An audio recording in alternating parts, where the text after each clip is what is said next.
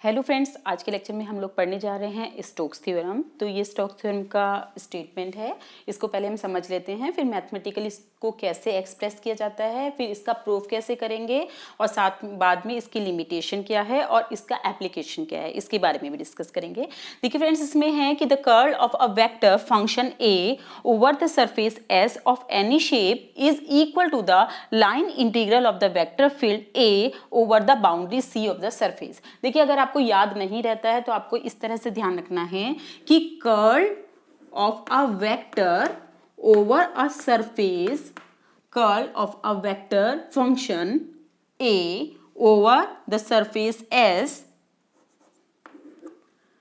तो आपको यहां ds भी लगाना पड़ेगा, ठीक है, क्योंकि एक वेक्टर क्वांटिटी आएगी तो आपको इसको डॉट प्रोडक्ट करना पड़ेगा। Is equal to line integral of the vector field. Line integral में आपको a डॉट dr करना होगा और किसके ओवर, बाउंड्री के ओवर। तो इस तरह से इसको मैथमेटिकली एक्सप्रेस कर दिया। तो इसको समझने के लिए और प्रूव करने के लिए पहले आपको पता होना चाहिए कि व्हाट इज कर्ल। देखिए फ्रेंड्स, कल मैं आपको समझा चुकी हूँ, पिछली वीडियो में मैंने आपको बताया था कि कर्ल क्या होता है। अगर हमारे पास कोई एक वेक्टर फील्ड है, नॉन यूनिफॉर्म वेक्टर फील्ड, ठीक है, और अगर हमें इस वेक्टर फील्ड में किसी पर्टिकुलर पॉइंट पे कर्ल की वैल्यू निकालनी होती है तो हम क्या करते हैं, एक सरफेस ड्रॉ करते हैं, रेक्टेंगल, एक छोटा सा सरफेस, ठीक है, बहुत ही एलिमेंट्री सा सरफेस ड्रॉ करते हैं। और फिर मैंने आपको बताया था कि उसको हम एंटी क्लॉकवाइज लेते हैं। तो तब उस कंडीशन में अगर ये वेक्टर फील्ड ए वेक्टर है तो ए डॉट डी आर जो क्या है, इसके चारों तरफ की बाउंड्री है इस सरफेस की, इज इक्वल टू होता है curl of this vector A. अगर हमारे पास बहुत सारे पॉइंट हैं इस वेक्टर फील्ड में, तब हम कैसे रिप्रेजेंट करते हैं, किसी भी पर्टिकुलर पॉइंट पे, या जैसे आपने कहा कि यहाँ पे आपको कर्ल रिप्रेजेंट करता है, इस पूरे एरिया में कर्ल की वैल्यू क्या होगी, तो आप क्या करते हो, curl of vector A is equal to A dot D R integration upon, आपने इसमें कहा कि आपने छोटे छोटे से एरिया बनाए हैं, तो छोटे छोटे एरिया बहुत सारे हैं, ये वाले सरफेस है मान लिया S1, S2, S3, S, तो आपने इसको डेल्टा S से डिवाइड करते हो, जहां पे limit delta S tends to 0, ठीक है, और इसे आप मल्टीप्लाई कर देते हो यूनिट वेक्टर n से। यूनिट वेक्टर n से क्यों, क्योंकि ये एक curl of a vector gives a vector quantity, और इस वेक्टर की वैल्यू जो होती है राइट हैंड लॉ से दी जाती है, और ये बताएगा अगर इस तरीके की रोटेशन है तो इस डायरेक्शन में कर्ल रिप्रेजेंट करेगा, रोटेशन इस टाइप से है तो कर्ल की डायरेक्शन उधर की साइड होगी, ठीक है। तो राइट हैंड लॉ से आप डिसाइड करेंगे जो कर्ल है वो किस तरीके से, कर्ल और रोटेशन एक ही चीज है कि उस पॉइंट पे रोटेशन किस तरह से है, कि अगर आपने इस पॉइंट पे किसी ऑब्जेक्ट को रख दिया है तो वो ऐसे एंटी क्लॉकवाइज रोटेट करेगी या फिर क्लॉकवाइज रोटेट करेगी। ओके, तो यहाँ ये कर्ल की डेफिनेशन है। तो इस चीज को हमें निकालना है, स्टोक्स थ्योरम को हमें समझना है इसकी हेल्प से। देखिए, आपने एक वेक्टर फील्ड लिया है, इस वेक्टर फील्ड को आपने ए कहा है, और इसमें आपने एक सरफेस लिया है, और ये सरफेस ओपन सरफेस है, ठीक है फ्रेंड्स।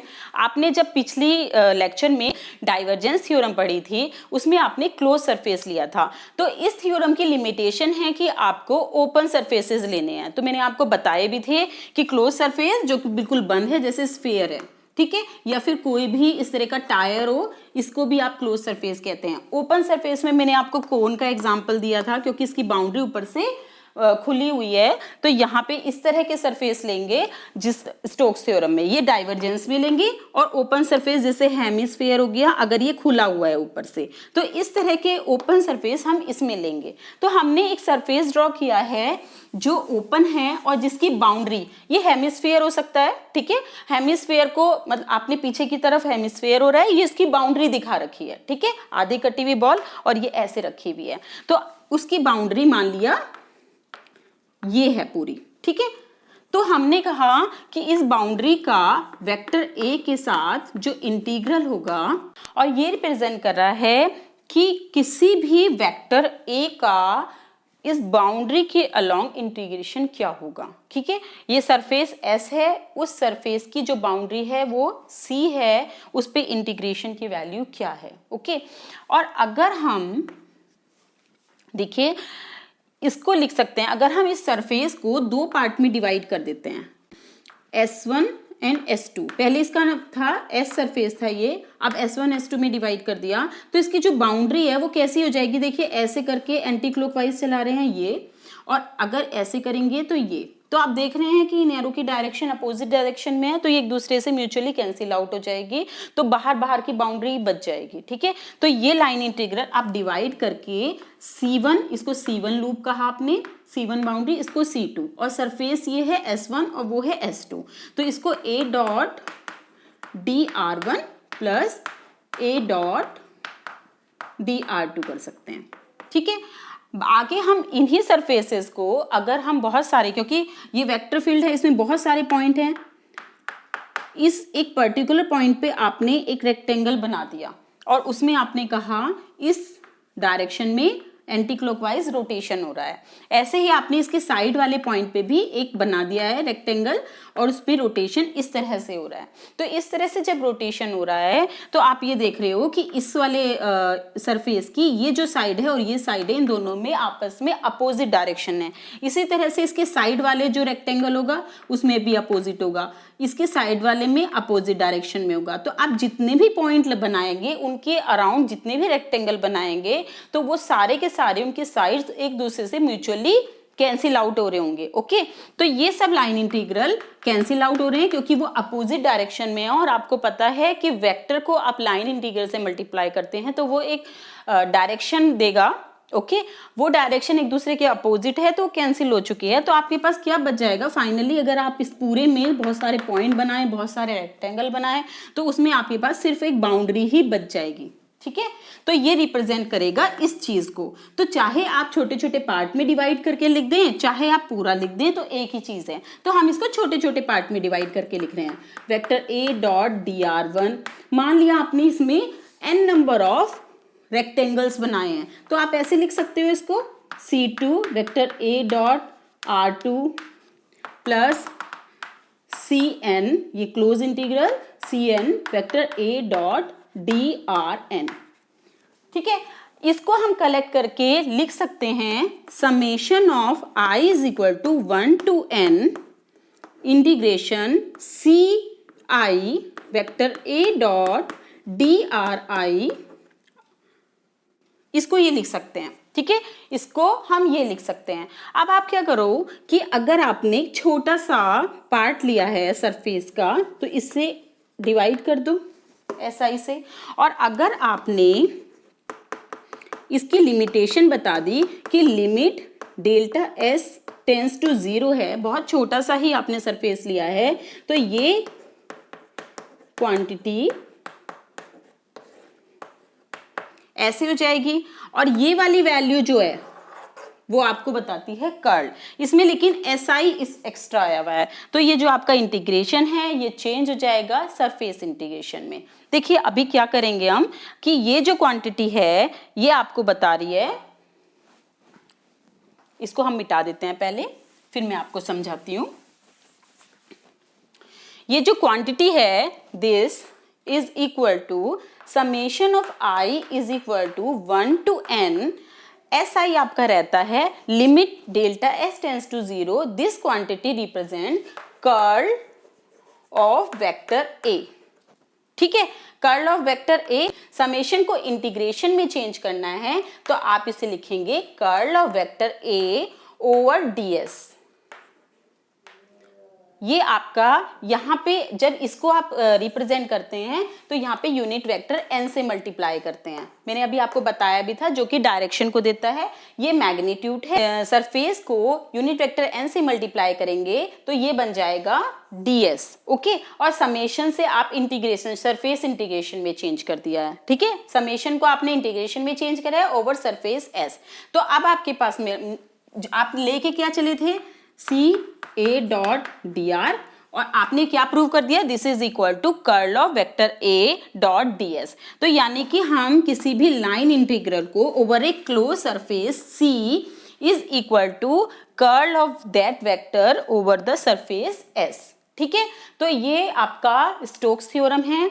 इसकी लिमिटेशन है कि केवल ओपन सरफेसेस पर ही लगेगा, और साथ में एक लिमिटेशन और है कि जो आपका वेक्टर फंक्शन है वो कॉन्टिन्यूअस होना चाहिए, वो डिसकंटिन्यूअस नहीं होना चाहिए। यानी अगर वेक्टर ए है उसे आप एक्सप्रेस कर सकते हो पोजीशन के फंक्शन के फॉर्म में, मैंने आपको बताया ही था जब वेक्टर फील्ड बताया था, तो वो आपका पूरे फील्ड में एग्जिस्ट करना चाहिए, कहीं पे भी ब्रेक नहीं होना चाहिए। अब इसका हम एप्लीकेशन पढ़ते हैं। देखिए फ्रेंड्स, इसके एप्लीकेशन के लिए आप एक एग्जांपल लीजिए कि अगर कोई वेक्टर फील्ड है, ठीक है, और वो वेक्टर फील्ड नॉन लैम्बडर है। ये ध्यान रखना है कि किसी भी नॉन लैम्बडर वेक्टर फील्ड का ही आप रोटेशन या कर्ल निकाल सकते हो। तो ये उसकी उस वेक्टर की वजह से वेक्टर फील्ड है। उस वेक्टर फील्ड के हर पॉइंट पे रोटेशन आप निकाल सकते हो। जैसे करंट है, ठीक है, करंट की वजह से मैग्नेटिक फील्ड होता है, मैग्नेटिक फील्ड में रोटेशन होता है। तो अगर आपने कहा कि ये एक वेक्टर फील्ड है और वेक्टर फील्ड नॉन लैम्बडर है और साथ में ये कॉन्टिन्यूअस वेक्टर फंक्शन है, ठीक है, तब उस कंडीशन में उसके वेक्टर फील्ड के हर पॉइंट पे आप एक रोटेशन निकाल सकते हो। और अगर आपने एक सरफेस ड्रॉ कर दिया जिसकी बाउंड्री जो है, जो ये ओपन सरफेस है लेकिन उसकी बाउंड्रीज हैं, ठीक है, जैसे हेमिस्फीयर में मैंने आपको बाउंड्रीज दिखाई थी और कोन की भी बाउंड्रीज होती हैं। तो अगर यहाँ पे ये वेक्टर फील्ड एग्जिस्ट करता है और वो रोटेशन वाला है, तो उसकी बाउंड्री पे जो रोटेशन होगा वो टोटल रोटेशन को देगा। इन रोटेशन की वजह से बाउंड्री पे एक रोटेशन एग्जिस्ट करेगा। दैट मीन्स कि अगर ये रोटेशन वाला वेक्टर फील्ड है, तो अगर कोई ऑब्जेक्ट आप इसकी बाउंड्री पे रख देंगे सरफेस की, तो वो इस तरीके से रोटेट करना शुरू कर देगी। अगर आप वेक्टर फील्ड के अंदर रखेंगे तो वो एक पर्टिकुलर पॉइंट पे आपको रोटेशन पता है ऐसे घूम रहा है एंटी क्लॉकवाइज, ठीक है, वो ऐसे ऐसे घूम रहा है। लेकिन अगर आप उसकी बाउंड्री पे रख देंगे सरफेस की, तो वो इस तरीके से रोटेट करना शुरू कर देगा। तो इस तरह से फ्लूइड मैकेनिक्स में आप जैसे वाटर है, वाटर में भी कहीं ना कहीं स्विर कर रहा होता है, और अगर उसकी बाउंड्रीज पे रख दें तो ऑब्जेक्ट इस तरह घूमनी शुरू कर। इस तरह की चीजें तो आपने बहुत सारी एक्सपीरियंस की होगी। तो कहीं पे आप कोई भी लाइट जैसे मैच स्टिक या कोई छोटा सा तिनका टाइप होता है, तो उसको आप रख देते हैं तो कहीं पे तो बड़ी तेजी से रोटेट करना शुरू कर देता है। लेकिन अगर एक बाउंड्री बन रही है तो उस बाउंड्री पे अगर आपने रखा तो वो इस तरह से घूमना शुरू कर देता है, ठीक है ना, ऐसे। ठीक है फ्रेंड्स, तो ये आपकी स्टोक्स थ्योरम है। नेक्स्ट लेक्चर में हम लोग पढ़ेंगे ग्रीन्स थ्योरम। तो अब हम पढ़ने जा रहे हैं Green's theorem in a plane. ठीक है, इसका स्टेटमेंट है कि if S is a close surface of XY plane bounded by the closed curve C, and if M and N are continuous function of X and Y having continuous derivative in S, then this is the condition. Okay, this is the condition for Green's theorem. इसमें friends आपको ध्यान रखना है कि Stokes theorem से ही हम इसको prove करेंगे। स्टोक्स थ्योरम की लिमिटेशन थी कि स्टोक्स थ्योरम की लिमिटेशन थी कि आप उस थ्योरम को अप्लाई कर सकते थे ओपन सरफेसेस पे, और 3D सरफेसेस में हम उसको यूज करते थे। ओपन सरफेसेस में सिर्फ क्योंकि ओपन सरफेसेस में हमारे पास बाउंड्री होती थी, ठीक है, और बाउंड्री के अराउंड आप रोटेशन की वैल्यू निकालते थे। और आपने स्टोक्स थ्योरम को डिफाइन किया था मैथमेटिकली कि किसी वेक्टर फील्ड में A.dr around close surface is equal to surface integral of curl of A.ds। ठीक है, ये भी हमने प्रूव किया था। तो फ्रेंड्स, हम इसी थ्योरम की हेल्प से ग्रीन्स थ्योरम को ड्राइव करेंगे।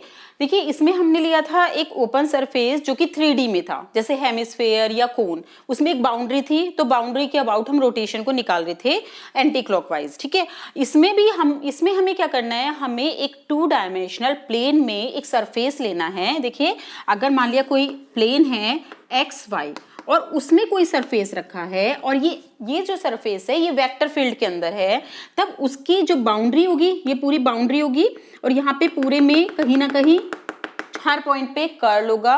तो इस बाउंड्री पे रोटेशन की वैल्यू क्या होगी वो हम निकाल सकते हैं ग्रीन्स थ्योरम से। ठीक है, ये 2D में है, वो 3D में था। ओके, ये आपका जेड प्लेन है। अभी हम कंसीडर करके चल रहे हैं कि जो आपका सरफेस S है वो XY प्लेन में है। ओके, तो हमने कहा कि S is a close surface of XY plane bounded by the close curve C।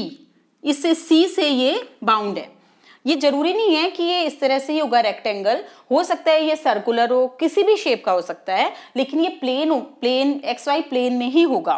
ठीक है, m और n जिसमें continuous function of x and y है, तो having continuous derivative of s, then ये कंडीशन होगी। तो हम पहले क्या करते हैं, इस वाली स्टोक्स थ्योरम का पहले लेफ्ट हैंड साइड लेते हैं, a डॉट डी आर या फिर डी एल, कुछ भी ले लीजिए।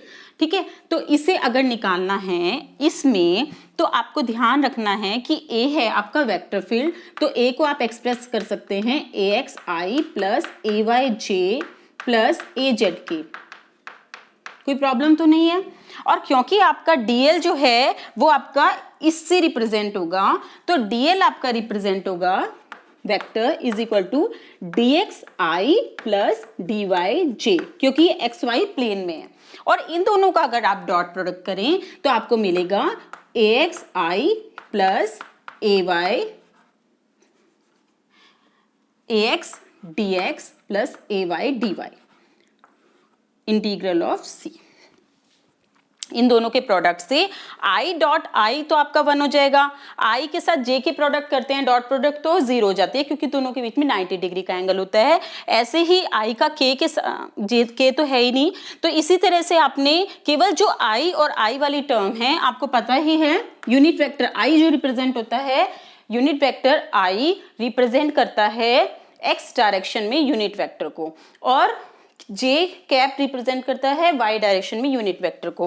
और आपको पता है i dot i is equal to 1, ऐसे ही j डॉट j और k डॉट k, और i का अगर हम किसी दूसरे से डॉट प्रोडक्ट करें तो वो 0 होता है, क्योंकि उन दोनों के बीच में 90 डिग्री एंगल होता है। तो फ्रेंड्स आपको लेफ्ट हैंड साइड मिल गया है ये, और ये आपको पता है इसमें लिखा हुआ है कि m और n are continuous function of x and y, यानी x का फंक्शन तो m है, तो इसे हम लिख सकते हैं m dx प्लस इसको हम क्योंकि y का फंक्शन है n dy, तो ये निकल के आ गया लेफ्ट हैंड साइड से this.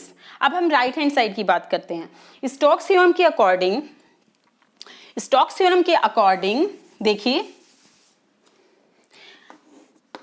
This as curl of vector a dot ds, इसको हमने राइट हैंड साइड को लिया है। कर्ल ऑफ वेक्टर ए कैसे निकालते हो आप, देखिए अगर कोई वेक्टर ए है उसका कर्ल निकालने का एक फॉर्मूला मैंने आपको बताया था कि आप डिटर्मिनेंट की हेल्प से भी निकाल सकते हैं, i j k del upon del x del upon del y del upon del z, a x a y a z, क्योंकि ये जो कर्ल है वो रिप्रेजेंट होता है डेल क्रॉस ए से। सिन ऑपरेटर होता है जिसकी वैल्यू डेल्टा की वैल्यू होती है del upon del X of I plus del upon del Y of J plus del upon del Z of K. ठीक है, तो जब आप इस डिटर्मिनेंट को सॉल्व करते हैं तो कर्ल ऑफ ए की वैल्यू निकल के आती है। अब हमारे पास है ये चीज, इसमें आपका जो ds वेक्टर है, आपको पता है कि कोई भी सरफेस हो उस सरफेस के छोटे से एलिमेंट पे, ये पूरा सरफेस ऐसे है, इसका छोटा सा एलिमेंट अगर आपने ds लिया है तो ds वेक्टर अगर आपको निकालना है तो इसके परपेंडिकुलर आपको एक वेक्टर दिखाना पड़ता है, वो मान लिया n है, तो vector ds is equal to होता है इसके मैग्नीट्यूड से यूनिट वेक्टर n को मल्टीप्लाई करके आप ds वेक्टर निकालते हैं। ठीक है, एरिया वेक्टर को निकालने के लिए एरिया को मल्टीप्लाई करना पड़ता है उसके परपेंडिकुलर डायरेक्शन के वेक्टर को। अब आपके पास जो एक्स वाई प्लेन में आपने लिया था ये प्लेन, ये आपका प्लेन लिया था, ये एक्स वाई था और ये जेड एक्सिस है। ठीक है, तो अगर इस सरफेस पे कोई भी आपने छोटा सा एलिमेंट्री सरफेस लिया है तो उस पे जो परपेंडिकुलर वेक्टर होगा वो किस डायरेक्शन में होगा, जेड डायरेक्शन में, और जेड के कॉरस्पॉन्ड कौन सा यूनिट वेक्टर होता है, के। तो इसीलिए आपको अगर ds वेक्टर निकालना है तो आप ds को मल्टीप्लाई करेंगे k से, यूनिट वेक्टर k से मल्टीप्लाई कर दीजिए। ठीक है, और अगर ds की वैल्यू आपको निकालनी है तो ये आपकी dx लेंथ है और ये dy लेंथ है, तो आप ds को dx dy और यूनिट वेक्टर k से रिप्रेजेंट कर सकते हैं। दैट मीन्स कि पूरी तरह से आप इसे कहें तो ये आपका dx dy unit vector k हो गया है। ठीक है, यहाँ तक कोई कंफ्यूजन नहीं है। अब आपने क्या किया, ये इंटीग्रेशन है, इसकी वैल्यू निकालिए curl of A dot dx dy unit vector के। वैसे तो आप पूरे टर्म्स लिख दीजिए, लेकिन आपको पता होना चाहिए कि हाँ यहाँ पे भी डॉट प्रोडक्ट है, तो i और j वाले कंपोनेंट जो हैं वो वैनिश हो जाएंगे, सिर्फ k डॉट k सर्वाइव करेगा। तो k के साथ कौन सी वाली टर्म आएंगी, दिस माइनस दिस, यानी कि आपके पास k के साथ जो टर्म आएंगी वो आएंगी डेल अपॉन, k के साथ जो टर्म आएंगी वो आएंगी del upon del x of A Y minus del A X upon del Y, ठीक है, इंटू के। ये वाली टर्म आएगी पॉजिटिव क्वांटिटी के साथ। तो ये वाली टर्म आपकी निकल के आ रही है कर्ल ऑफ ए की, मतलब इसके डॉट प्रोडक्ट के बाद आपको वो टर्म मिलेगी।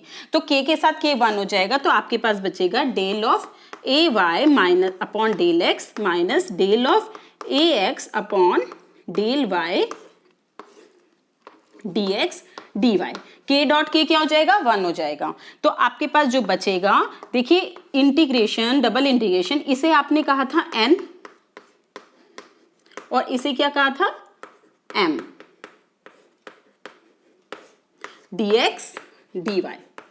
तो फ्रेंड्स आपने देखा कि लेफ्ट हैंड साइड तो ये निकल के आ रही है और राइट हैंड साइड ये निकल के आ रही है। तो फाइनली आपने ड्राइव कर दिया स्टोक्स थ्योरम से, जो कि ये कहती थी अकॉर्डिंग टू स्टोक्स थ्योरम, ये था स्टेटमेंट। तो उसके लेफ्ट हैंड साइड पोर्शन से आपने ये वाला पोर्शन निकाल के दिखाया है, राइट हैंड साइड वाले से ये निकल के दिखाया है। तो ग्रीन्स थ्योरम का जो स्टेटमेंट है वो स्टोक्स थ्योरम से निकालेंगे, लेकिन बस इन दोनों में यही डिफरेंस है कि ग्रीन्स थ्योरम जो है वो एक प्लेन, अगर आपने कोई वेक्टर फील्ड में प्लेन लिया है जो कि X Y plane, Y Z plane या जेड एक्स प्लेन, किसी प्लेन में है सरफेस आपका, और स्टोक्स थ्योरम में आपको एक ओपन सरफेस लेना है जो कि 3 डायमेंशन में है और उसकी एक बाउंड्री है, उसके अराउंड आपको लाइन इंटीग्रल निकालना है। फ्रेंड्स आज के लेक्चर में इतना ही। नेक्स्ट लेक्चर में हम वेक्टर की कुछ स्पेशल कंडीशंस को डील करेंगे, जैसे सोलेनॉइडल क्या होते हैं, जैसे लैम्बलर फील्ड क्या होता है, इन सबको एक बार रिवाइज करेंगे। छोटे छोटे टर्म्स में मैं आपको समझाऊंगी कि कैसे कैसे कंडीशंस निकलती हैं। Thank you.